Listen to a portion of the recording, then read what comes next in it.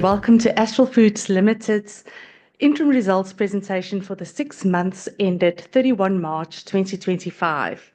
A special welcome to our Chairman, Dr. Theuns Eloff, our Non-Executive Director, Willie Potgieter.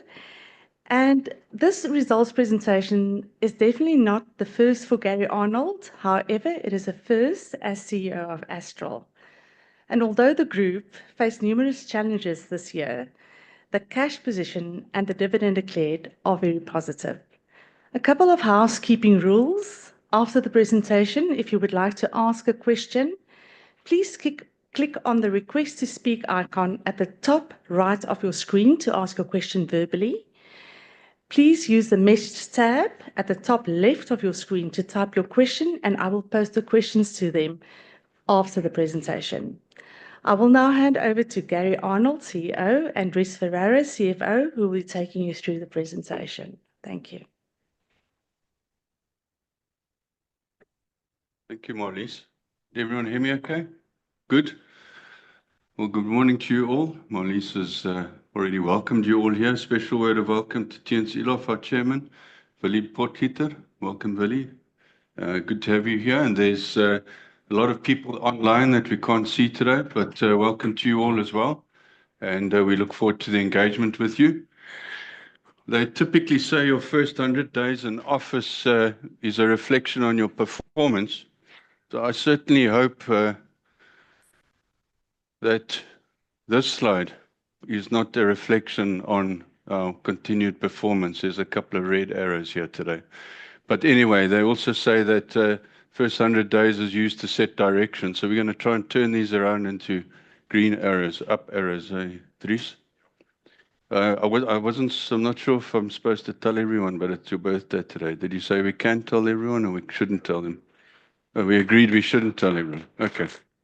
So happy birthday, Dries. But welcome everyone. Look, 6 months we're reporting on headwinds. I think it's a story that a lot of those that watch the poultry industry over the years have been familiar with.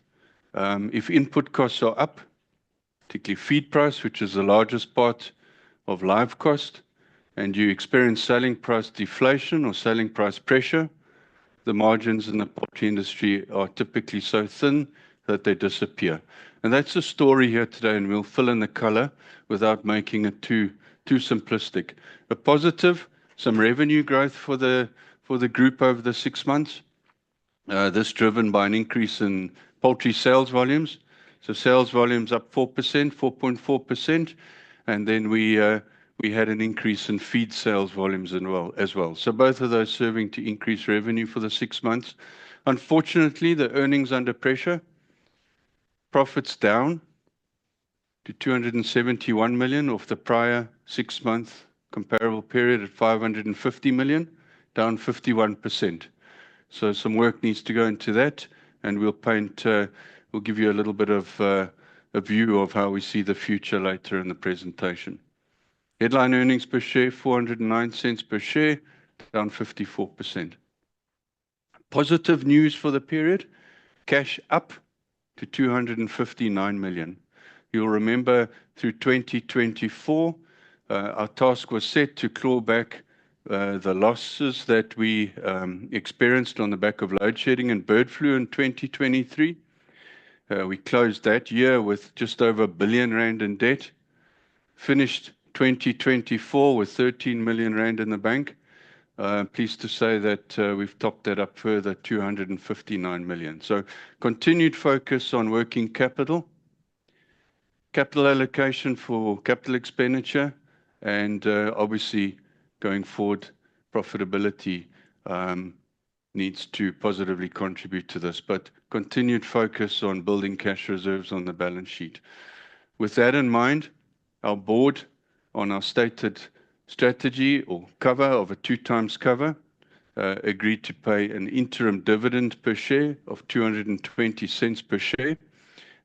We resumed dividend payments at the end of last year, November, and that was paid in January to shareholders, and that was after a tumultuous time in 2023 and as you know, clawing back all that debt in 24. So returned to paying dividends and declared an interim dividend of 2.20. This period was characterized by higher poultry feed costs, this driven by higher maize prices. It's not new news. Last year's El Nino conditions and the drought that the South Africa experienced severely impacted the maize crop last year. We, for that harvest season or that season, producing a crop of just under 12.8 million tons.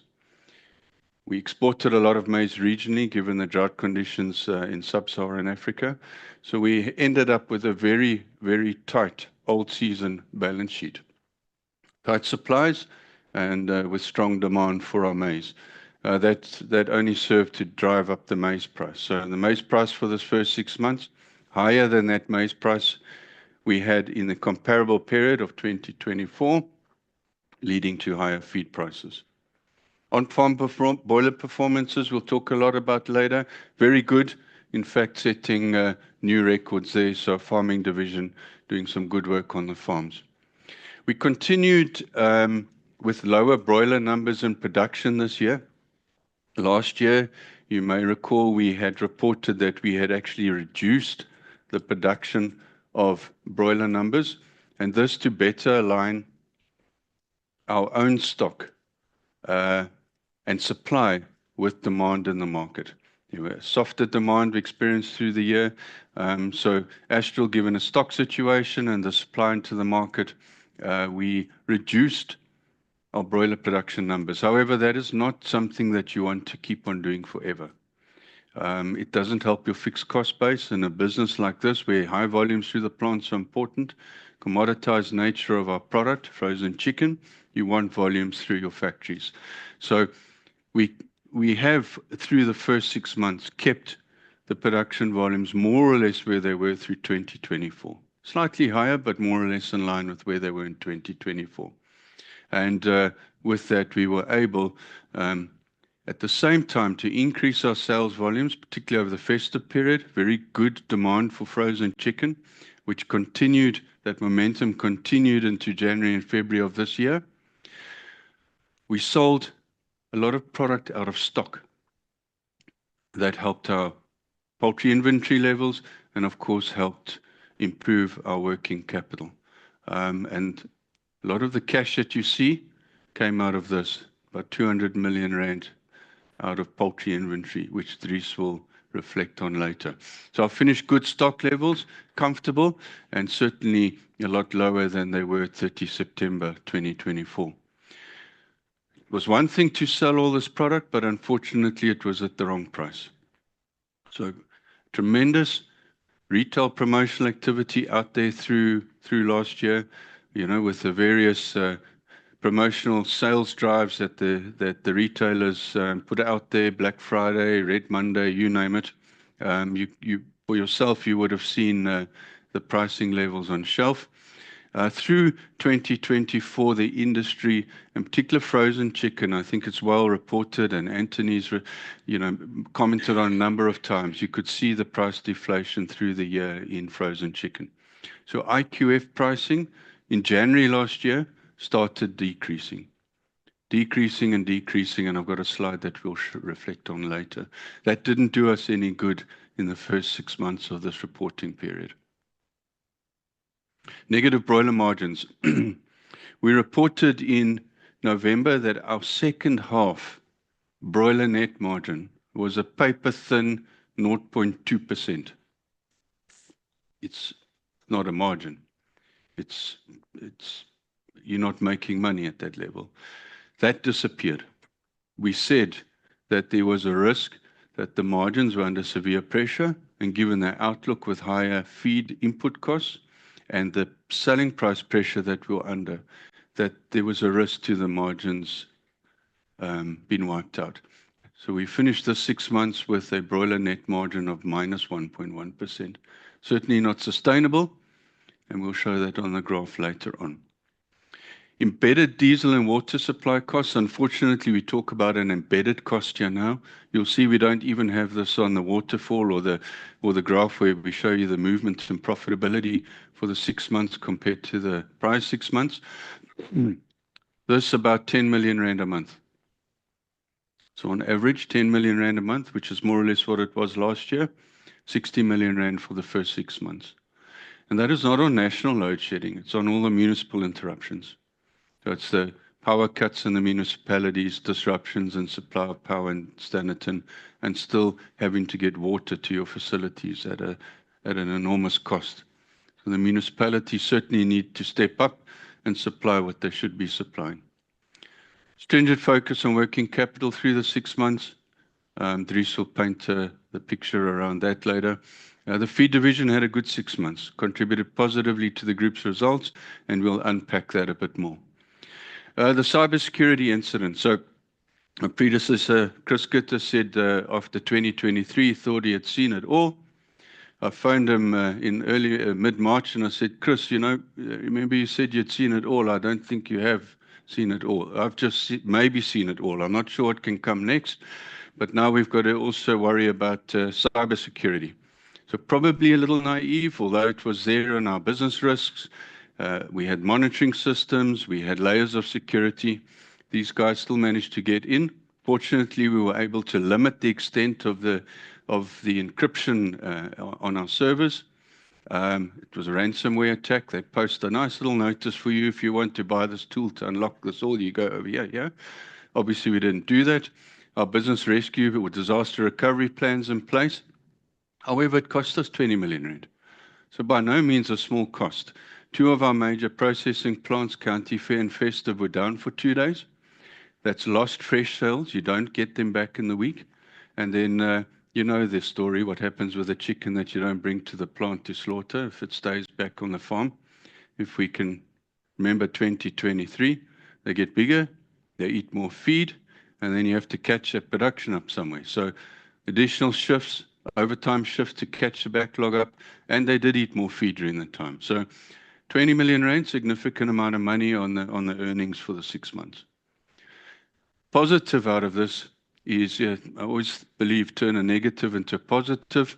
We have been able to, or have bolstered our systems even further.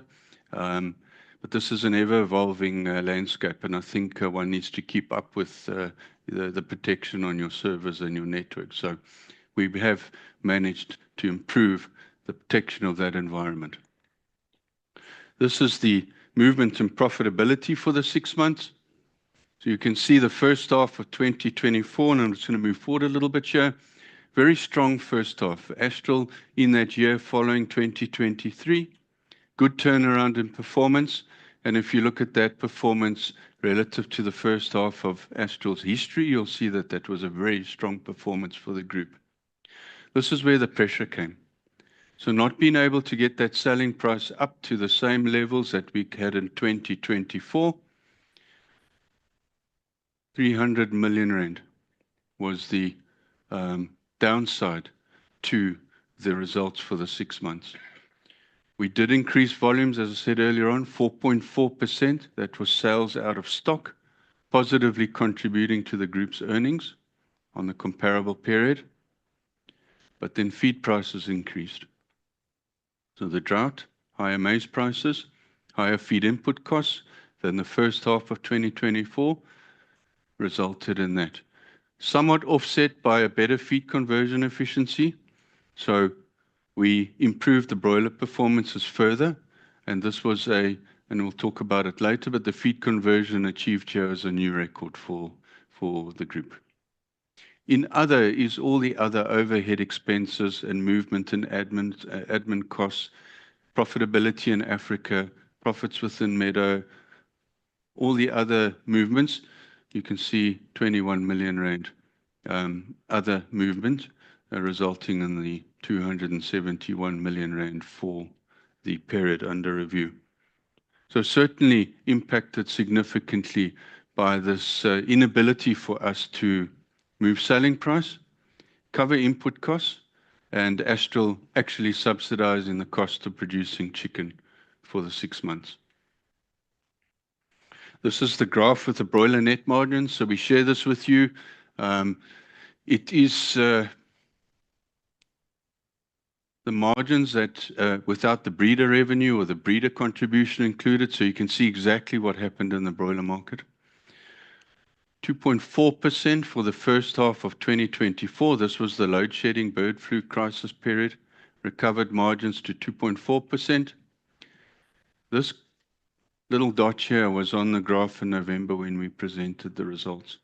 0.2% for the second half of 2024. And facing the prospects of having to get the prices up by at least R2.50 to R3. That's how far behind we were in October last year, due to price deflation in the market over the year, resulting in a minus 1.1% broiler net margin. And Dries later will talk about the impact of the movement in feed price and selling price on profits. This really is a graph that tells it all. You can see this is the broiler selling price index from a point in time, plotted against the SA food price index, and poultry is in this basket. This is a selling price inflation and the price levels we enjoyed in November, December, January, first half 2024. From there you can see what happened to poultry selling prices. And from June, continued that spiral downwards.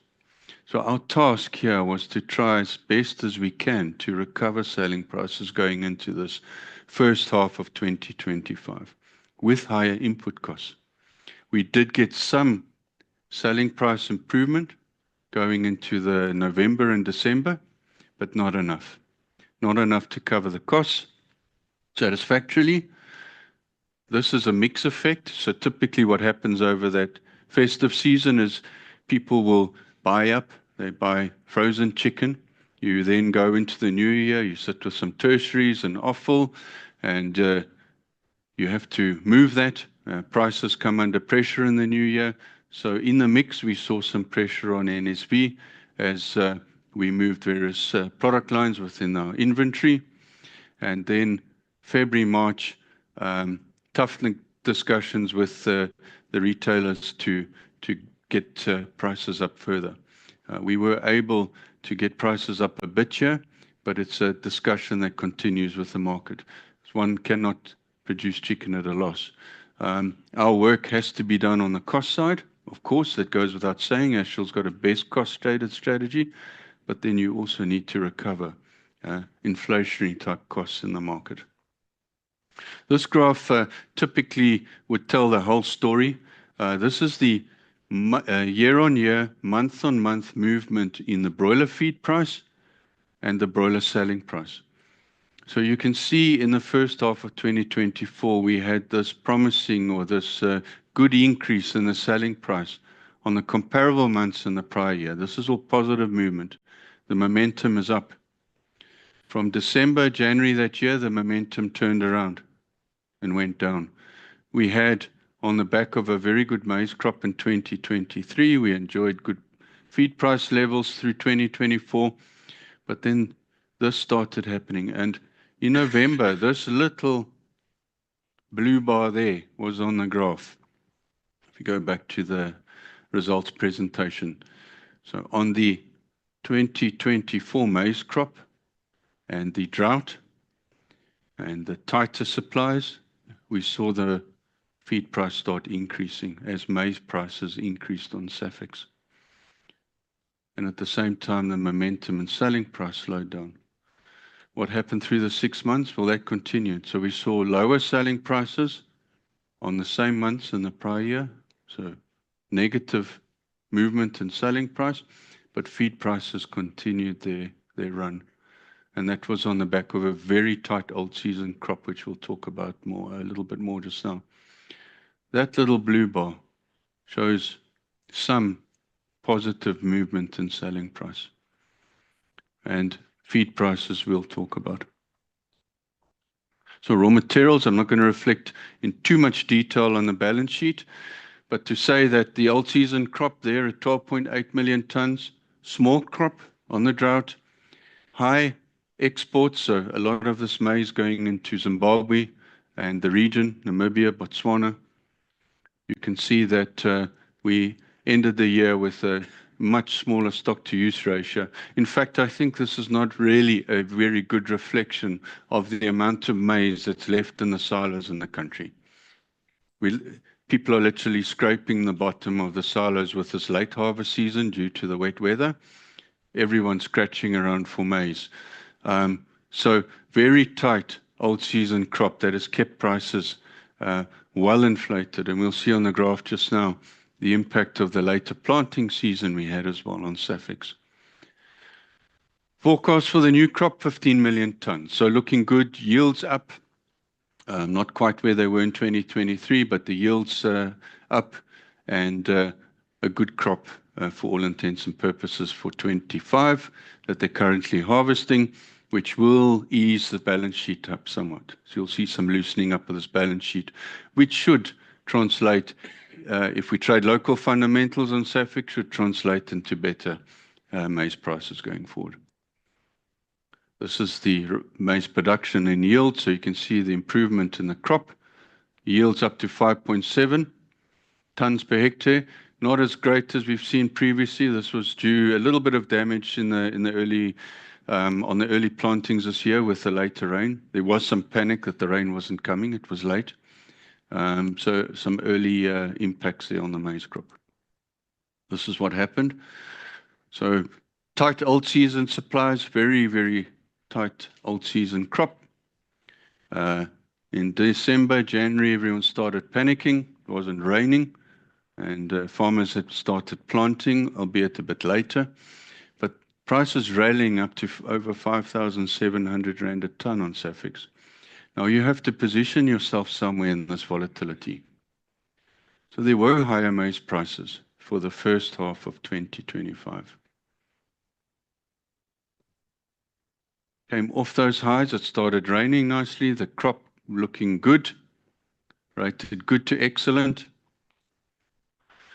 Then Trump, budget 1, budget 2, a little bit of friction in the government of national unity, the Rand moving to 19 Rand 90 mid-April, didn't do us any favors.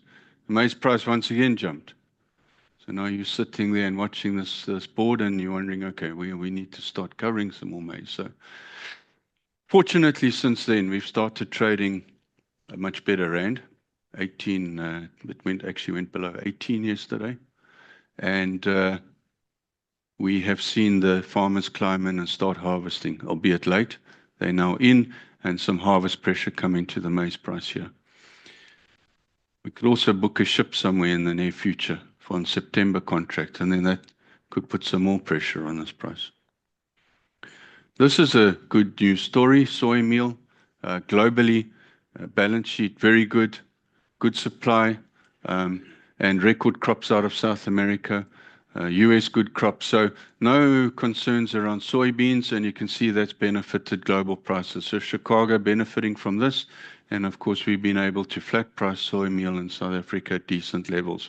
So this offering some benefit in the feed price going forward. If you look at our second half to where we were last year, this offsets some of the higher maize prices in the first half as well. Not enough though to reduce the feed price, or at least keep it level with a comparable period. The feed division, we've said, very good, strong set of results from the feed division. Revenue up 9.4%. This largely driven by sales volumes, up 5.9%. Selling prices up, and that on the back of higher raw material costs. So Meadow Feeds performing well for the 6 months, a net margin of 5.6%, below inflationary increase in expenses, so well-controlled expenses, and we increased the Rand per ton margin for the 6 months. And this margin increased more or less in line with, or slightly higher than inflation. So good performance from the feed division, driven by sales volumes internally, so that's feed sold to ourselves, up 4.9%. 2 reasons for this. Primarily the increase in feed going back to our broiler breeder or parent flocks. 2023 we culled a lot of birds on the back of bird flu. We then replaced them through 2024. So the feed volumes that were lost in early 2024 we're going back now over the period. So all things being equal, volumes back to the poultry division, back to normalized levels. Although we did make a decision in December to increase our broiler placement numbers, so some additional feed coming through there on higher broiler production numbers. External feed sales increased. Again, recovery in the commercial layer sector. Table egg farmers going back, replacing birds that they had lost in bird flu, and with some risk mitigation, we went back to that market or sector and were able to start resupplying it again, or rather some risk assessment. We went back to that market and again sold layer feed into the table egg sector and some growth in the pork livestock sector. So split of volume, so no major movement here, more or less flat year on year, just with the growth in volumes at 5.9%, but the sales mix pretty steady in the feed division over the 6 months. The poultry division, so this is a consolidated poultry division, this between commercial and agriculture. You can see revenue up 1.5%. This was driven by the increase in sales volumes, primarily on volumes out of stock, so reducing inventory levels for the period. Certainly not driven by price. Selling prices for the period down 3.1%. As I said earlier, we went into October well below pricing levels in 2024. And in fact, if you look at this, well over R1 and more below where we should be. At times, as I said, up to R2.50 below where we should be. Breeder revenue was down. In this division is Ross Poultry Breeders and National Chicks. National Chicks supplying the market, both ourselves and the external market, with broiler Dale chicks. Their revenue was down due to one reason. They sold less volumes in the 6 months at a lower selling price.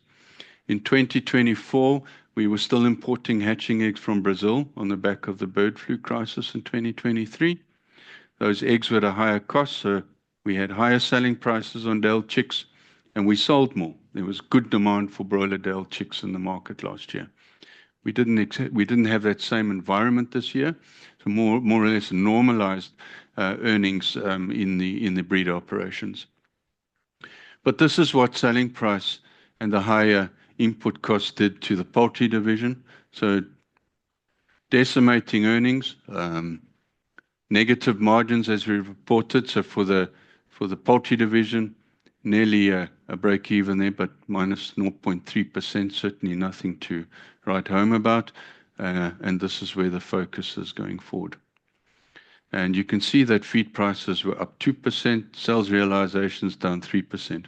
This is about R170 a ton, that increase in feed price. We've covered the sales out of stock. This was driven by strong demand for IQF on extensive retail promotion activity. And that's an important comment. Very strong demand, but driven by a price point in the market that didn't allow us to recover input costs. So you've heard this before, I think, Anthony, covering the market for a long time. It's one of those periods where, with the volatility in this industry, if you don't recover or you can't recover costs in the selling price, the pressure on poultry margins being so thin just disappears like that. So very sensitive to selling price and obviously the cost base. Production cutbacks we've spoken of, broiler margins decreased to minus 1.1%. Again, off a paper thin margin in 2H24. I think the margins, Dries, for the year F24, 1.2%. So, very thin for a business of this nature. And just with this pressure and volumes, selling price, that wiped it out. Operating expenses in the division increased in line with inflation, driven by energy costs, personnel costs. Our finished good stock levels, however, 31 March was substantially lower than the end of 2024. So that's positioned us well going to the new calendar year and our second half. If we look at sales mix, so on increased volumes, you can see nothing changing a lot. IQF, 57% of our mix. Value added, small improvement there between QSR and value added. Fresh on higher volumes at 13%. So some growth in fresh. There was, however, also quite a lot of pressure in the 6 months on fresh pricing. That's the sales mix for the poultry division. Agriculture, deal with this quickly. We've spoken about what happened to the sales within National Chicks, what happened in Ross Poultry Breeders. Well, last year there was a lot of producers out there in the external market and ourselves as an internal customer restocking after bird flu. So strong demand for breeding stock, parents. This slowed down as everyone replaced their parent stock. So for the first 6 months of this year, also with some disruption in the demand for parents in the industry, slightly lower parent stock sales for the 6 months. Feed input costs increase. We've spoken a lot about that, and the broiler efficiency is reaching again an all-time high. Age reduced here. This is 7 hours. So age reduced by about 7 hours on the slaughter age, but maintained body weights. So the broilers performing well in terms of their average daily gains. You can see good performance there, but this is the graph where the benefit came that offset some of the higher feed price. So we had feed conversion gains or feed conversion efficiency gains in the first half of last year. This is about 20 grams of less feed for every kilo live weight gain. So good performance from the farming division, and mortality is well controlled. Industry matters. I'm sure there'll be some questions here later, quite topical yesterday in a couple of areas. Imports slightly down for the 6 months, but not something we reflect a lot on these days. It's stable at about an average of 30,000 tons a month. If you look at the imports for March, about 60% of this is MDM. Small part of it, about 5%, is frozen bone and chicken. So, well under control with the tariff framework that's in place. So the anti-dumping duties are there to prevent dumping, which used to be the quarrel the industry had. And so normalized imports. I think we shouldn't fool ourselves that there's no imports necessary. There are certain products that the importers need to bring in to satisfy local demand. Based on industry statistics, the industry producing around 21.3 million birds per week in December 2024. Now there's at least another million birds in pretty easy capacity available in the market that the market can bring back. In June last year, the industry produced over 22 million broilers, 22.5 million if we cast our minds back to the presentations then. So certainly space to grow volumes further, which I'm pleased to say is something that Astral is participating in. Imports at 31,000 tons, that's about 5.5 million birds a week. So sizable, but bearing in mind that the whole bird equivalent, a lot of that sits in MDM. Vaccination, Shane, you asked about this earlier. It has been delayed. I think the only positive that I can say is that there has been some movement from the Minister's office. SARP been actively engaging with his office to improve collaboration around this point. And, we have quite a number of applications in with the Department of Agriculture. We believe we've ticked all the boxes. We to date, though, haven't received a permit to vaccinate. So this is something that will give us that additional tool in the tool bag and add to our biosecurity. It's not the silver bullet, but it at least will protect your flocks from having to go in and cull them all. It will impact the quarantine status of that farm. You will not be allowed to move eggs off there for a certain period of time. But once you immunize these birds, and if they turn positive, they've got immunity. They've got built-up immunity, so they will turn negative again as they fight off the disease. Like if you get flu or COVID and you had the vaccine, same thing. So the farms will be under quarantine for a period after which it'll be lifted, and we can then again resume the supply of fertile hatching eggs to our hatcheries. But this is delayed, and we certainly hoped it would be in place for this winter season, particularly in the face of still no compensation and now no insurance cover available to the industry. It's a concern. The AGOA poultry import quota. We know there's a delegation, South African delegation, together with the president in the US this week. Through SAPA, we had a discussion with Minister Parks-Tau on Friday around this. With the tariffs that have been implemented,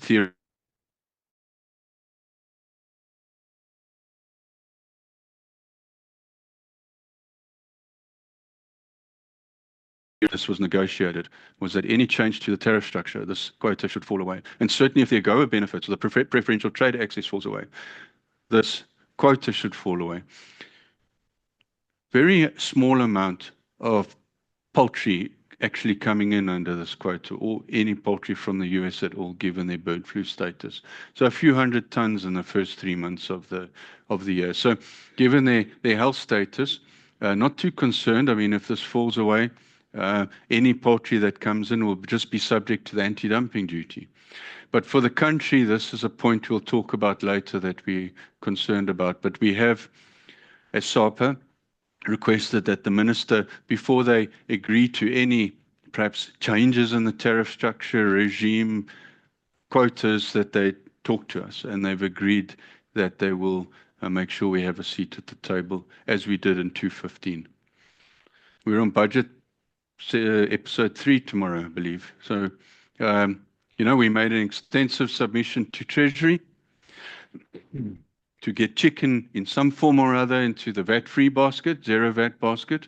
We were initially successful with offal. Disappointed that we didn't see frozen chicken in there. But then that was all revoked with the spat over the VAT issue. I'm now going to hand over to Dries to cover the financial overview. Thank you, Dries. Thank you, Gary. Good morning, everyone. Thanks for coming through. Just an interesting note here. It's clear that we've got good penetration on, or wide audience, because here's a message from someone, a happy birthday, Mr. Ferreira, wishing you a wonderful and prosperous second half to you and your colleagues. SARS Large Business Centre.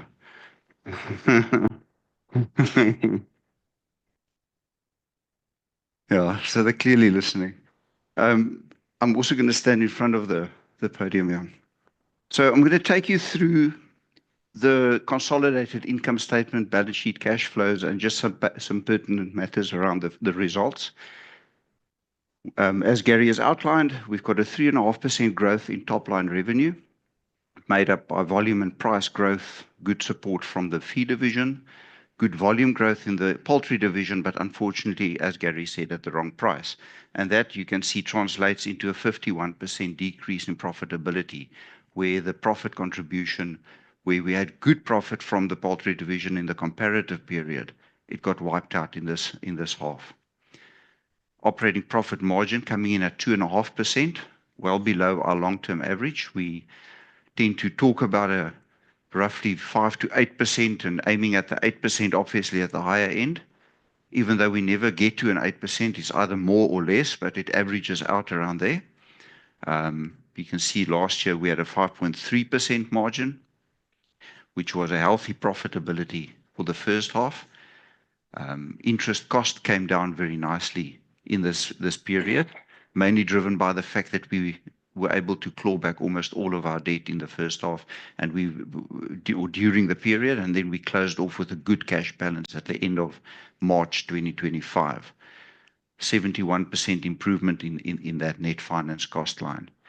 We've got included in that, we've got the lease finance charges. It's the right of use assets and liabilities, the long-term leases. And you'll see some movement on that line as we've capitalized a right of use contract where we've entered into a long-term logistics contract again with one of our suppliers. Profit before tax down 48% to 251 million. Tax expense at 69 million.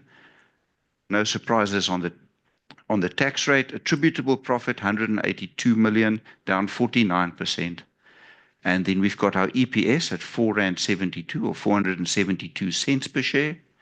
And we've got headline earnings per share at 409 cents. The main difference there being a profit on disposal of property, which I will touch on later.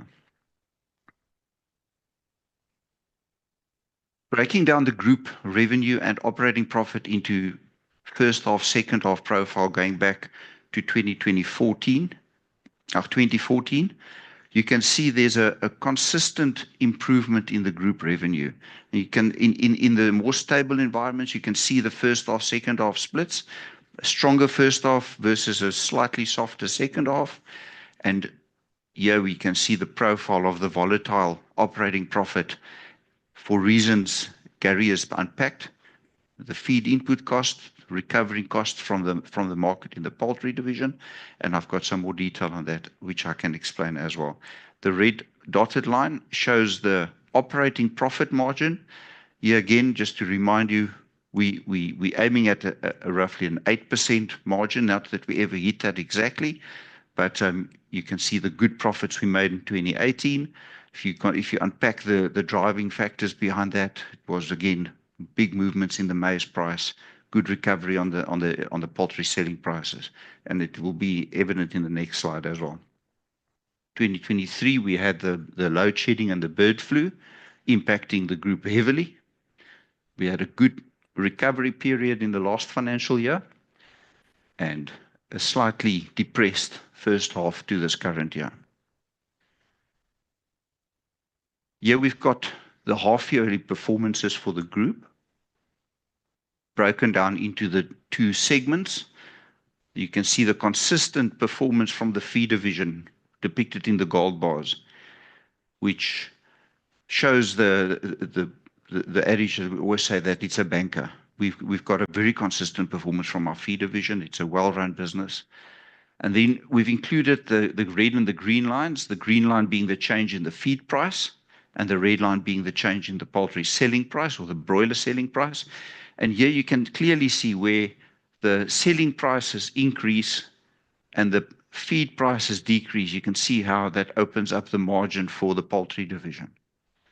The converse is also true when you see in 2023, the opposite happened. You got feed prices increasing, selling prices decreasing, and that impacting the poultry division heavily. What we see in this half year is feed prices increasing, selling prices not being able to recover, and you can clearly see the impact that it has on the poultry division. On the balance sheet, I'm going to start third line from the bottom, the net assets, and a reduction of 5% to 4.479 billion rand invested in the balance sheet, or productive assets in use, or invested capital. And that movement is broken down as a very slight movement in our non-current assets, basically our depreciation versus our CapEx program. On the next slide, I'll show you how we basically treading water on our CapEx program for the first half, and that will obviously flow through into the second half activity, which I will unpack very briefly. We've got the right of use assets and right of use liabilities, sorry, on this line. You can see both of them moving up by 54%, and that, as I said, is the capitalization of the right of use asset, which in the previous presentation was also profiled as a capital commitment. So that one coming through on those two lines. We've got, so sorry for jumping around a little bit, but it's the flow of the logic here is that we've got an 8% increase in our non-current liabilities, and that mainly relates to the utilization of our tax loss coming out of 2023. And as we claw that back, our deferred tax liability rises again. But the main movement is our working capital. Here we've got the overall working capital movement down 8% from 2.286 billion to 2.1 billion. That's from September to March in the 6 months. And this includes the core working capital and the peripheral working capital. Let me unpack that for you in the next slide. Capital expenditure slide, the profile for the full year, we're comparing against here. So you can see what the full year comparison was in the prior year, 321 million of depreciation and amortization. We're tracking well. We're on 159 at the half year point this year. Total capex, last year we spent 275 million. This year we've capitalized up to the half year point, 109 million. On the cash flow side, you can see there's a build-up of activities because we've already paid deposits of a further just over 20 million rand increase in that number, coming in at a cash flow of 132 million, which I'll also show later. And outstanding commitments at this stage, healthy at 157 million, showing the pipeline of capital expenditure and activities that we are building out. And main activities that we're spending money on up to date is de-risking farms in the run-up to the winter season, as well as also starting to spend money on making sure the refrigeration capacity in our Goldie plant in Standerton is up to speed to handle the increased volumes. On the working capital, so we've got the core and the peripheral embedded in this slide. The peripheral one is called the other receivables and other payables. I will talk to them separately. The core working capital is our biological assets, amongst others, increasing by 130 million, mainly driven by the restocking of the parent stock flocks after the bird flu, as well as the higher feed costs starting to filter into our broilers, our egg bank, and our parent stock flocks. As a result of the strong demand in the poultry industry, in the broiler market, we've seen a reduction in inventory of 211 million rand in the poultry division, and then in the feed division, a further reduction of 91 million rand. That's despite higher input costs. So the inventory levels in the feed division also very well managed. Trade receivables increased by 81 million. That is a healthy growth. So all of that cash already in the bank account. I can count on my one hand the delinquent debtors that we've got in the group. It's exceptionally small. It's an extremely healthy debtors book. Advanced capex payments, you can see the change from full year to half year, 23 million rand increase in the deposits paid. And then also we've got the trade payables line, which is also part of the core working capital, showing the increased volume as we're going through, as well as the increased pricing levels, growing at 347 million. I can confirm that there's been no change in the terms on our creditor profile. It is merely reflecting price and increased volumes. And then on the other receivables and other payables, you can see the movements there. On the net, including both core and peripheral, we've got a movement of 184 million rand. Let me show that in the cash flow graph. So the peripheral working capital is reflected in the operating profit, and the core working capital is reflected as working capital changes on the cash flow statement. We started the year with 13 million cash in the bank, net. We closed off with 259 million cash, and here's the profile. We generated, albeit at a depressed level of profitability, 224 million rand cash from our operating activities. We released 410 million rand cash out of the balance sheet, out of working capital. We had 57 million rand proceeds from the sale of farms. And just if I take you back to what we reported on last 6 months ago, we had a large capital commitment whereby we were going to develop GGP or great grandparent farms. And we entered into agreement with our genetic supplier, whereby they will take on that commitment and develop those farms, and we actually transfer those farms to them. Here we've got a 57 million rand proceed on the sale of that land, and that is also the main reason why we've got the difference between EPS and HEPS, where there was a profit embedded in that number of 32 million. We paid tax of 57 million rand.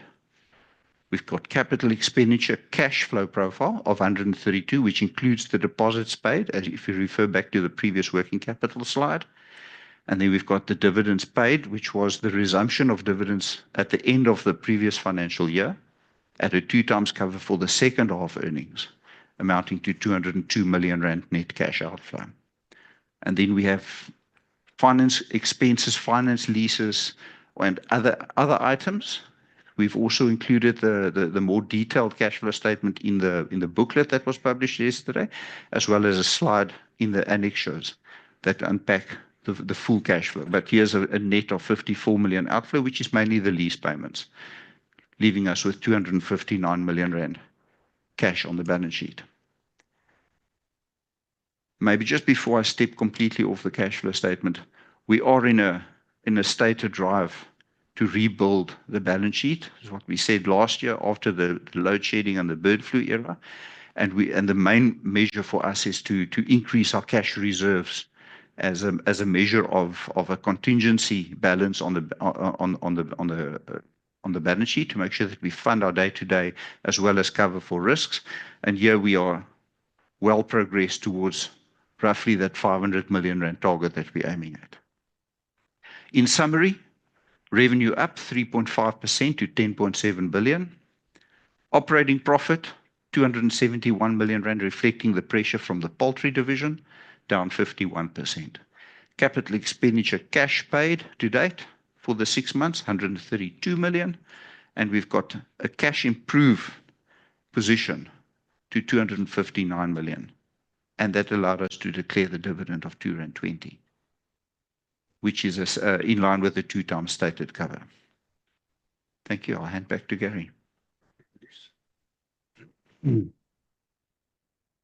the outlook, as you're aware, and typically we cover the near-term prospects for the business, try and balance that a bit with some negative prospects, or what's out there that we should be aware of on the negative front, and then what are the positive prospects.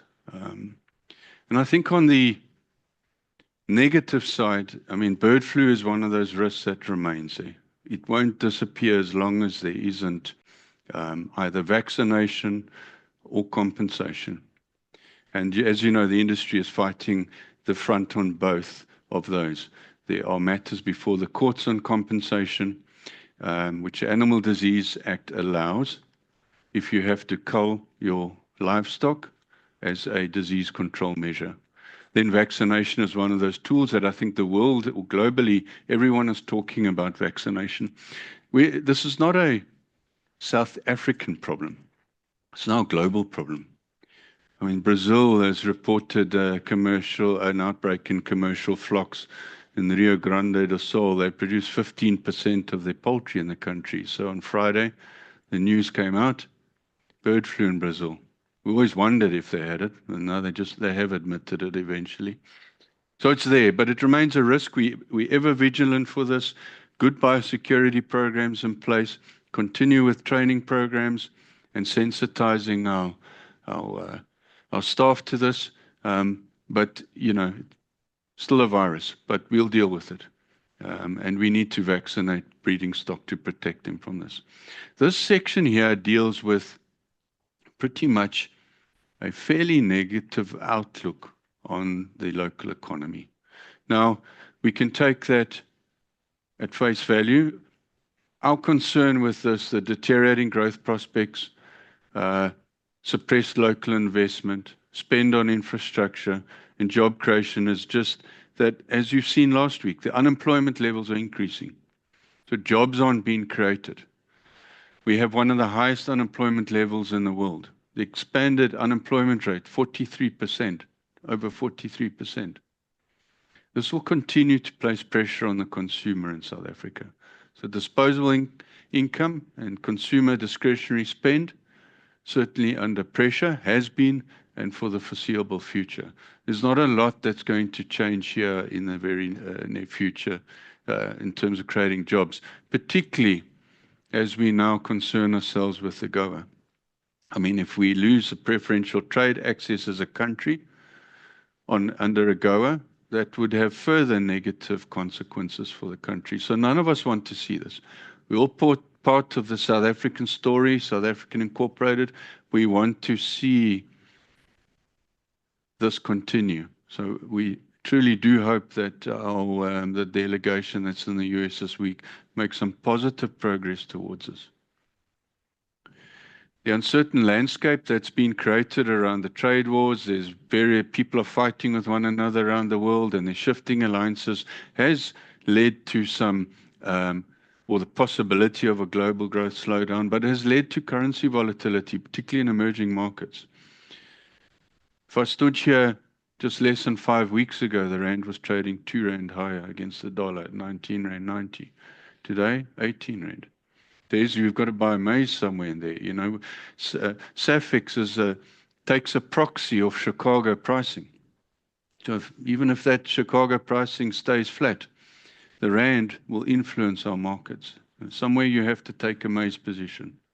So that creates some challenges, but something that we're not unused to. We've managed in this environment for quite some time. But this is if we continue down this road, we're very sensitive to the plight of the consumer. We understand that. Selling prices have been under pressure. But for sustainable business and creating jobs and then reinvesting locally, we have to.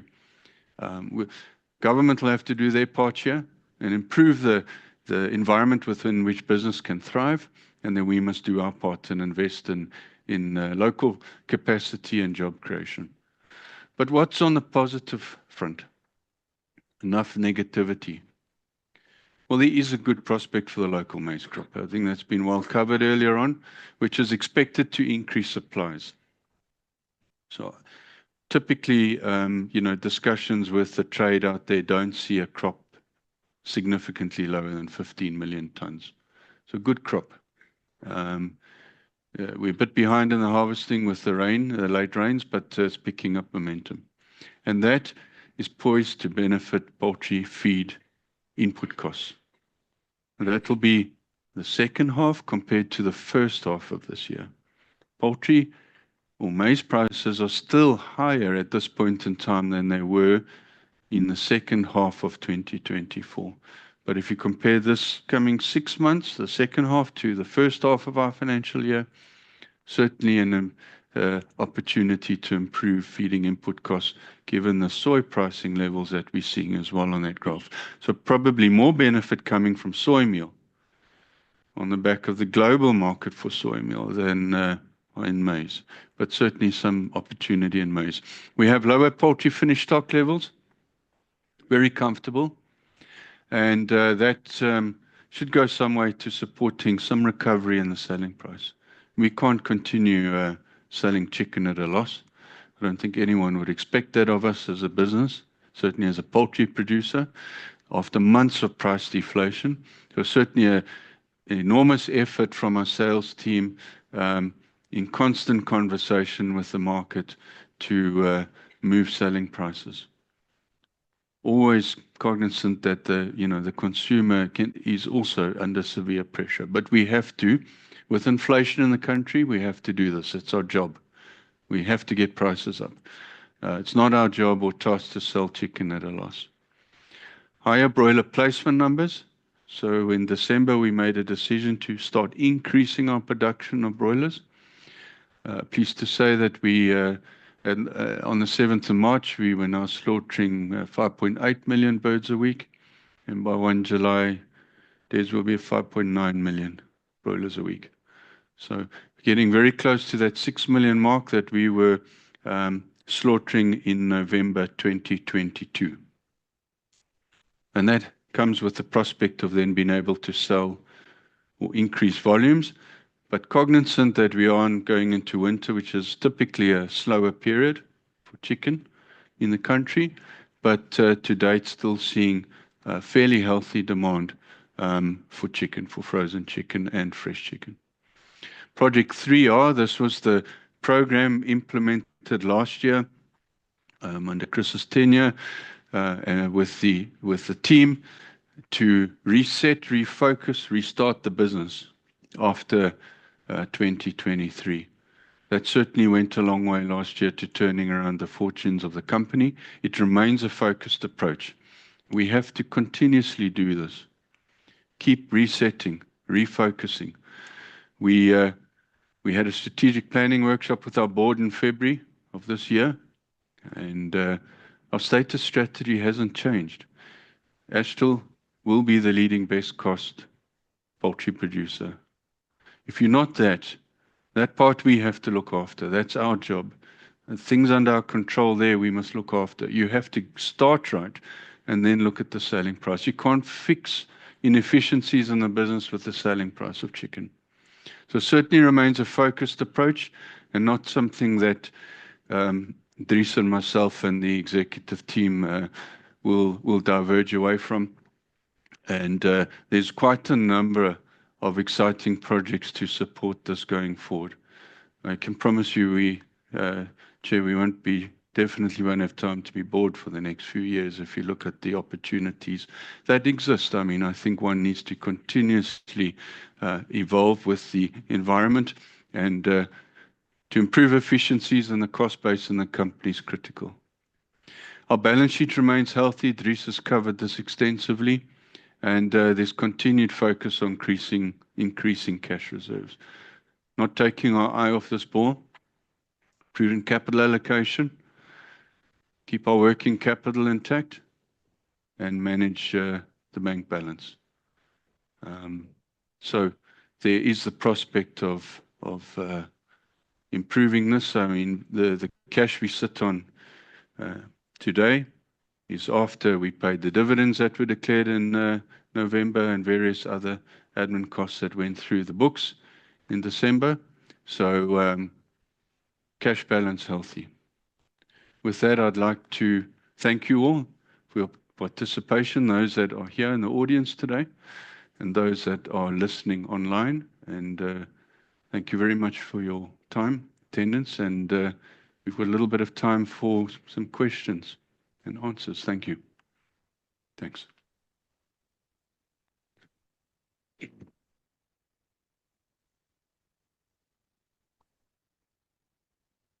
Shane.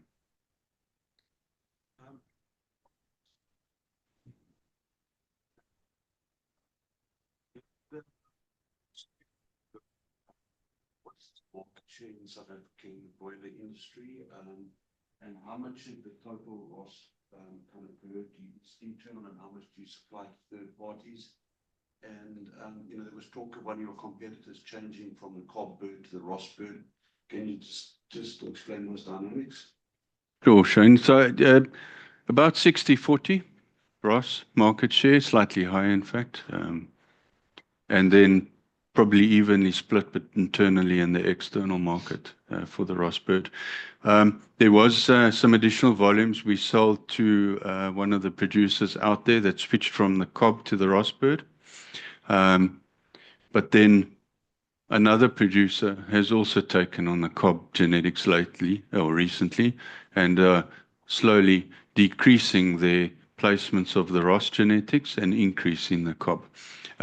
So if you look at that, probably still even there, although we gained a new customer for us, but then one of the other producers decided to place Cobb grandparent stock and have moved ahead with the breeding program there. So Cobb was looking for new traction in South Africa, new distributor, and they found that with another producer. So all things being equal, Ross has continued to increase sales volumes with the growth in the industry, has gained good market share over the year. So the bird performing very well against the competitive breeds. Thank you. Charles, I think you had your hand up. Yeah, thanks, Gary. Maybe can you just talk us through, obviously a lot happening at Daybreak at the moment, from what I gather, that it's pretty much floundering, and the 1.2 million birds per week is obviously up for grabs, and from what I'm gathering, you've picked up some nice share there. From what you've said now, you're going to 5.9 million birds per week. I think the nameplate capacity is 6.2, I think, with a bit of CapEx. Maybe just talk us through your profile from here, and maybe given what's happening with the competitors, whether that 6.2 can come kind of sooner rather than later, maybe.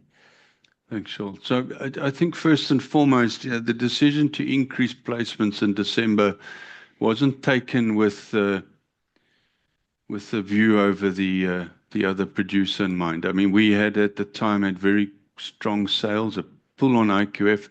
Our sales out of stock had been good. Our stock levels were comfortable, and it was a proxy for us. We met all our commitments to the retail sector, but it was a proxy for us to start looking at increasing our own supply, given the well-balanced supply, astral supply-demand dynamic. So that was the first point. What has transpired the last few months is, of course, the unfortunate story playing out that you see in the press. I think for us as industry, we must be concerned about job losses. We must concern ourselves with bird welfare. I mean, that's our first and foremost priority is to look after our livestock. Without our livestock, we don't have a business. So very unfortunate what's playing out there. The demand in the market hasn't disappeared. So the demand is there, and we're in a good position to be able to satisfy some of that demand with the vacuum that led from the lower numbers. We don't always know what other producers are slaughtering, but certainly we only know what you either read in the press and what we gather from some of the market intelligence we have. The broiler production numbers within Daybreak have been very variable, so up and down. Just lately, though, you've seen the crisis on their farms, so that will lead to further vacuum in their processing. But I think, Shaul, we've positioned ourselves and quite probably not for any reason in December, we didn't look and say, okay, well, there's a producer that's floundering out there, let's go and increase volumes. I mean, we made an educated decision about how do we drive revenue growth going forward, and we have this capacity. You have to fill it up. Before you look at anything, you have to get the capacity and volumes through your own business. And then, obviously, requiring a market to sell it in. It's no good you produce it and put it in a freezer. So there were some good indications to us that the market was short supplied. And that was also because our stock levels were quite substantially lower at the time. So we've increased volumes. We can push it to 6 million birds a week. And as you said, a little bit of CapEx. We're busy with a couple of refrigeration projects which will assist volumes. That will probably allow us by the end of the year to bring in an additional shift if we have to in Goldie. And then certainly we can exploit that opportunity further if required. What we don't want to do right now with the winter season ahead is run ahead of ourselves and end up building stock again. I don't think that would be wise. So still looking to balance supply with demand. And this is something we do from week to week. So as I stand here today, our stock levels, in fact, better than we've reported at the end of March. So comfortable, and with our pipeline fairly full, looking to improve sales volumes, but also looking to do that at the right price. We do look to a softer feed price in the second half, a lot of that coming from soy, but inflationary costs are still there, and we need to cover those. I hope that answers the question, Shaul. Sure. Hi, good day, thanks. I think you touched on it a bit in there regarding the Brazil avian flu. Obviously, vaccinations pose their own challenge, but are there any other precautions that can be taken regarding that specifically? What if something happens to come across? Any guidance on the risk there and precautions? Absolutely. So I think our Department of Agriculture, our government have been very good in quickly shutting down supply from countries that pose a risk with chicken products coming to South Africa that could infect our local livestock, poultry livestock. So I know that at the moment they're looking at this. There is some talk about regionalization, and this is not new. I mean, it happened with the US as well. Although the US have just had such a wide number of states impacted or infected with bird flu that there's very few states left in North America that actually export chicken here. But if they go and look at regionalization, it means they'll look at approved compartments from which the chicken can be exported. But I do believe that initially they, like others, will probably follow and close our borders to imports for the moment. I think we have to look at it in context. As I said earlier, there's 60% of that is MDM that goes into further processed meats in the country, and particularly polony. And there's 5% of that is frozen bone and portions. About 20% is tertiary products, offal, so mala and various other tertiary products, which we produce enough of in the country. So as an industry, SAPA, I think we're comfortable that we can take up those volumes if they close the border tomorrow to Brazilian imports, which they should do because history has shown that our regulators have reacted very quickly to preventing any risk to our local industry. So we can take up those volumes. If there's a long-term wholesale closure of the Brazilian exports, the question has been posed by a couple of commentators, and Shane earlier asked, if there's a build-up of stock in the country, what then happens? Well, that becomes a risk. Somewhere if the market's open or the border's open, they're going to go and look for somewhere to place it. But fortunately, we have an anti-dumping duty in place, which we didn't have before. So the tariff framework that we have in the country we can only hope that protects the industry, if that's an eventuality. Now, there's a lot of things that must play out. I mean, the Brazilians obviously reacting very quickly to this. They will have to. They're the largest exporter of chicken around the world. China have closed their market, so you can imagine they'll be scrambling now to look at ways of being able to open their exports. Marlies, are there any online? No, you've answered the online question as well. Okay, So no further questions. thank you. Anything else? Do we have time, Marlies? No. Certainly, you're welcome if there's any other questions to follow up with the management team at any point. I hope we've covered it well. There are some green shoots out there, so not all negative. And thank you for your time and your continued interest, and we value the participation. Thank you very much.